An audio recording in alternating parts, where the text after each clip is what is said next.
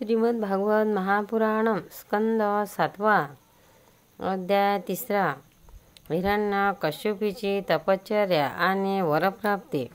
नारद म्हणाले, युधिष्ठिरा, हिरण्यकश्यपूने असा विचार केला की आपण अजिंक्य, अजर, अमर आणि जगाचा एकमेव सम्राट व्हावे, तसेच आपल्याला कोणी शत्रू असू नये, यासाठी तो मंदराचलाच्या एका दरीत जाऊन अत्यंत तीव्र तपश्चर्या करू लागला।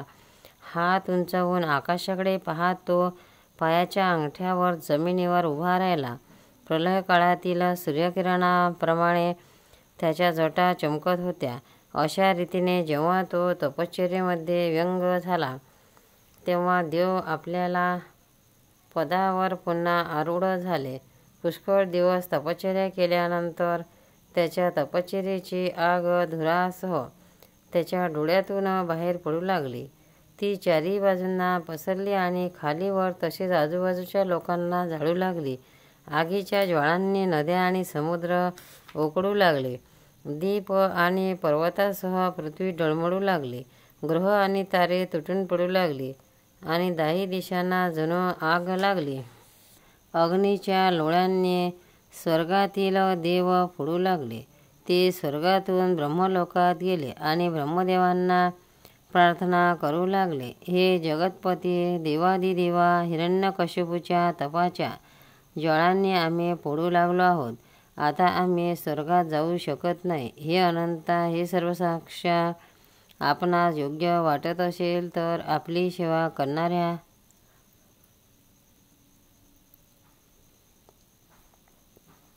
जनतेचा नाश होण्या अगोदरच त्याला शांत करा। आपण सर्व काही जगात आहात, तरीसुद्धा आम्ही आपणाला निवेदन करीत आहोत। जो हेतू मनात ठेवून तो ही घोर तपश्चर्या करीत आहे, ते ऐका। त्याचा विचार असा आहे की जसे ब्रह्मदेव तपश्चर्या आणि योगाच्या प्रभावाने हे चराचर जग निर्माण करून सर्व लोकांच्या वर असलेल्या सत्यलोकात विराजमान झाले, त्याचप्रमाणे आपण सुद्धा उग्र तपश्चर्या आणि योगाच्या प्रभावाने तेच पद प्राप्त करून घ्यावे। कारण वेळ अमर्याद आहे आणि आत्मा नित्य आहे। म्हणून एका जन्मात नाही तर अनेक जन्मात व एका युगात नाही तर अनेक युगात आपल्या तपश्चर्याच्या शक्तीने मी या जगाची वेगळीच रचना करीन। वैष्णव इत्यादी पदामध्ये तरी अशी काय विशेषता आहे? कारण कल्पाच्या शेवटी त्यांना सुद्धा काळाच्या गर्तेत जावे लागते। अशा प्रकारेच त्यांचे मनोमन आम्ही ऐकले आहे। असा हट्ट धरूनच तो घोर तपश्चर्या करीत आहे। आपण तिही लोकांचे स्वामी आहात। आता आपल्याला जे योग्य वाटेल ते करावे। हे जगतपती, आपले हे परमेष्ठीपद, ब्राह्मण आणि गायीची वृद्धी, कल्याण, ऐश्वर्य, खुशाली आणि विजय यासाठी आहे।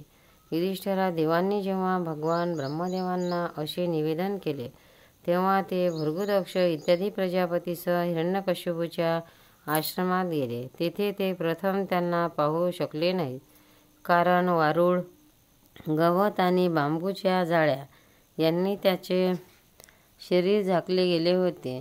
मुंग्यांनी त्याची चरबी, त्वचा, मांस आणि रक्त चाटून खाल्ले होते। तो आपल्या तपश्चर्याच्या तेजाने लोकांना ढगांनी झाकोळलेल्या सूर्याप्रमाणे तापवित होता। त्याला पाहून ब्रह्मदेव सुद्धा आश्चर्यचकित झाले। हसत हसत ते त्याला म्हणाले, ब्रह्मदेव म्हणाले, वत्सा, उठ उठ, तुझे कल्याण असो। कश्यप नंदना, आता तुझी तपश्चर्या सिद्ध झाली आहे। मी तुला वर देण्यासाठी आलो आहे। तुला हे पाहिजे असेल तर ते निसंकोचपणे मागून घे। मी तुझ्या हृदयाचे अद्भुत सामर्थ्य पाहिले।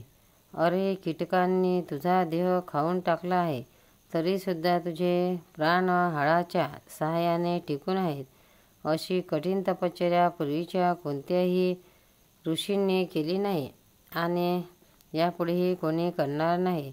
असा कोण आहे बरे की जो देवांची 100 वर्ष पाणी न पिता जिवंत राहू शकेल?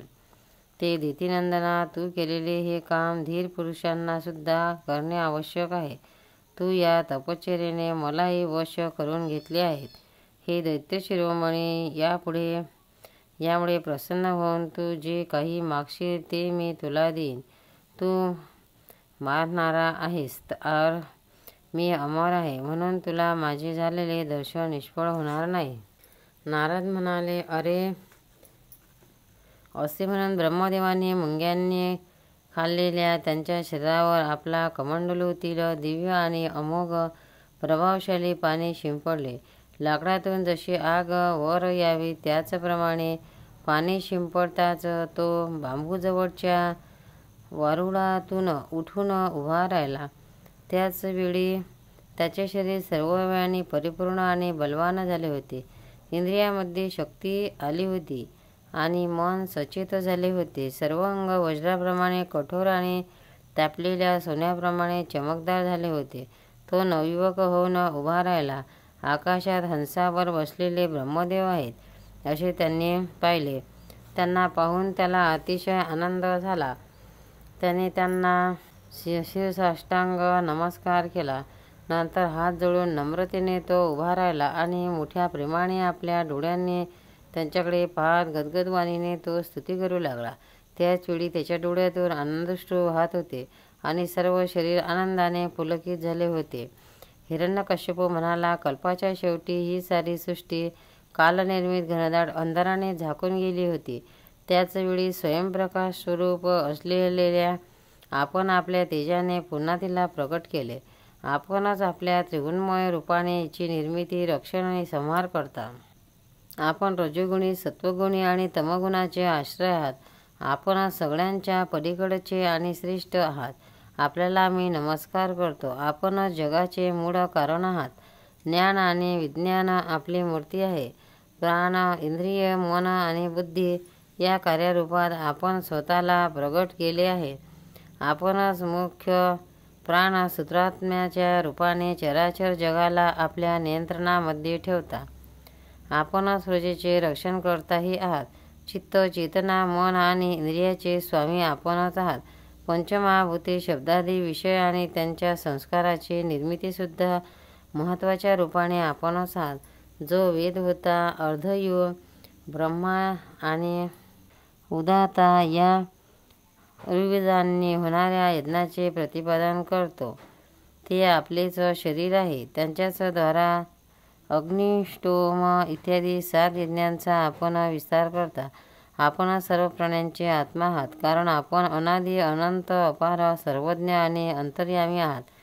आपणच काल आहात. प्रत्येक क्षणी आपण सावध राहून आपल्या क्षण, लव इत्यादी विभागाच्या द्वारा लोकांचे आयुष्य क्षीण करीत असता.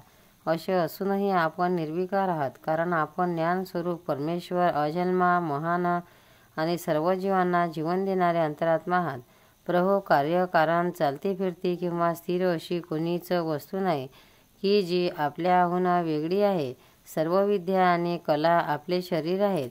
आपण त्रिगुण मायेच्या पलीकडील स्वतःच ब्रह्म आहात.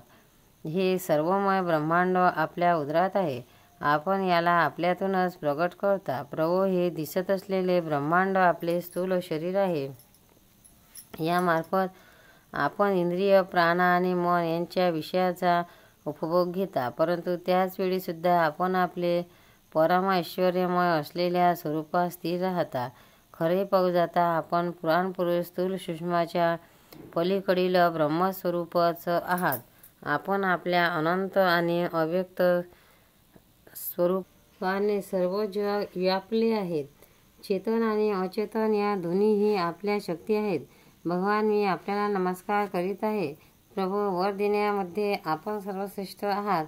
आपण जर मला इष्टदेव देणार असाल तर तुम्ही उत्पन्न केलेल्या किंवा त्याहूनही इतर प्राण्यांपासून मला मृत्यू येऊ नये. मग ते मनुष्य असोत की पशु, देव, दानव किंवा मोठे नाग असो, प्राणयुक्त असोत की प्राणरहित असोत, तसेच आत किंवा बाहेर, दिवसा किंवा रात्री, जमिनीवर किंवा आकाशात, कोणत्याही शास्त्राने मला मृत्यू येऊ नये. युद्धात माझ्याशी सामना करणारा कोणी नसावा. मी सर्व प्राण्यांना अधिपती असावा. इंद्रादी देव लोकपालामध्ये जसा आपला महिमा आहे तसाच माझाही असावा। तपस्वी आणि योगी लोकांना जे कायमचे ऐश्वर्य प्राप्त होते तेच मलाही द्यावे। गोपाल कृष्ण भगवान की जय। भक्तांनो, व्हिडिओ आवडल्यास व्हिडिओला लाईक करा, शेअर करा, सबस्क्राईब करा, तसेच बाजूला असलेल्या बेलवर क्लिक करा, म्हणजे याच्या पुढील सर्व व्हिडिओ तुम्हाला सर्वात आधी मिळत जातील। जय श्री कृष्ण।